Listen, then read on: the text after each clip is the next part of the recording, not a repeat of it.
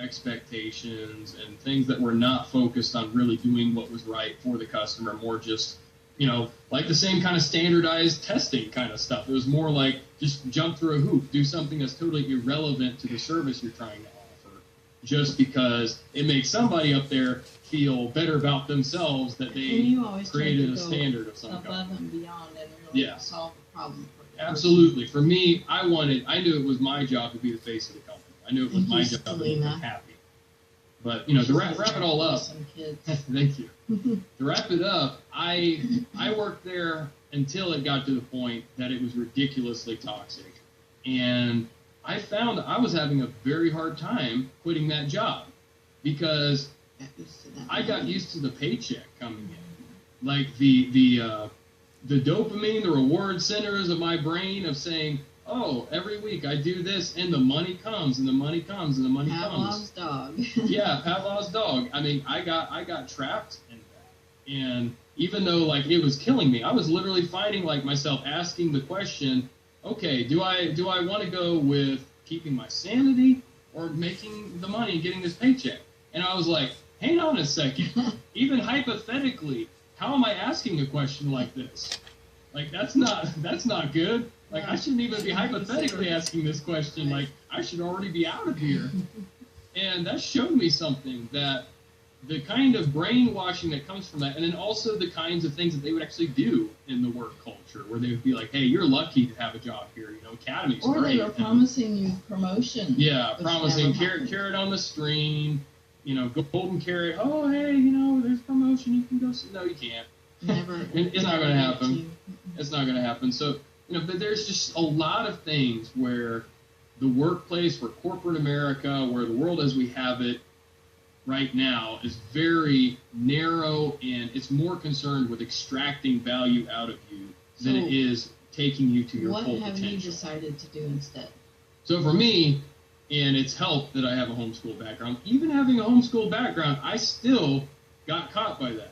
Mm-hmm. I still got caught by the whole idea. I didn't even necessarily need the income per se. I didn't need it as much as I just became addicted to it. Bills and rent paid. Yeah, I was not in a position that's like I was out living off on my own and doing something silly and unrealistic, trying to be an adult or whatever. It's like, what's the point? It's like, that's so silly. There's another one for you. Another one of those indoctrinations is just like, so you're not an adult until you go off and collect unreasonable debts and throw yourself into a whole lifestyle where having to pay bills. And, yeah, okay, so that's being stupid is being an adult. Wow. That what it's come down to? No, I don't think so. And, so getting out of it, I know definitely a big part of it for me was being laughing.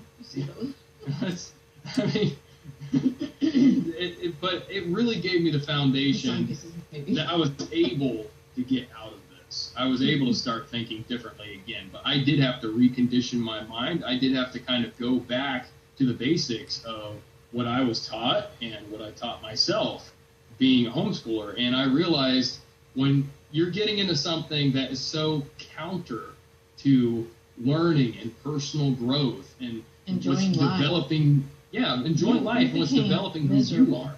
I became totally miserable. Very, very miserable. And that's something that I feel like the world has come to accept, living in misery, as something that, well, you just have to do it sometimes. Not everybody's lucky. Some people get to have their wonderful, and then you just have to put up with it and deal with it and try to have fun on the weekend or whatever. And I don't agree with that at all. That's the victim mentality. That's what happens when you live inside the box. That's what happens when you don't have a lifestyle of learning and looking at things and saying, I bet there's a better way. I bet there's a way that I can take the lemons that have been handed to me and make lemonade instead of just letting them sit here and rot in my box. Like there's more that I can do with this here. I like that. It's like, I don't even like lemons, but hey, I can sell them as lemonade or whatever. Entrepreneurial mindset. And it's not, you don't even just have to fit within the entrepreneurial framework. You can be an entrepreneur in jobs. You can be an entrepreneur in businesses and things that you help other people doing. There's so many opportunities, but you have to be a thinker and you have to be a learner and you have to be someone that sees solutions, not just problems. Right. So for me, homeschooling, that's what it's done the most for me out of anything else that I think is of the highest values, freeing me to be a thinker, freeing me to be a learner, a lifelong learner, loving to learn, loving to embrace the challenges and things that come to me, instead of just looking at things as, oh, well, that's it. This is just what I have to live with, what I have to deal with. Instead, I always am thinking, you know what, I really don't like this, so what can I do differently? What can I do to use these conditions and use these circumstances to my benefit? Right. And ultimately, to think more realistically, what can I do to add value to others that really improves others, that offers something other people need, so that then I will better my condition?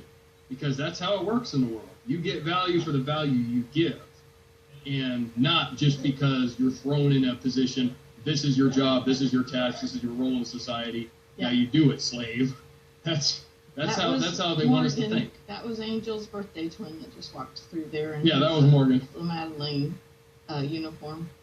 For sure, but yeah, that for me is the biggest thing that I feel like homeschooling has really done, is setting that foundation, and it totally changes your approach to life.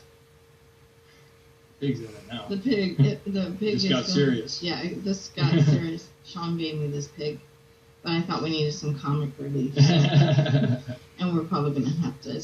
We've been 22 minutes. 22 minutes already, yeah. I can go on for hours and hours. Ding, ding. Yeah, I named that kid. Yeah, you did. Named that tune. And have to ship her prize now. Yeah, Belinda, let's see. You want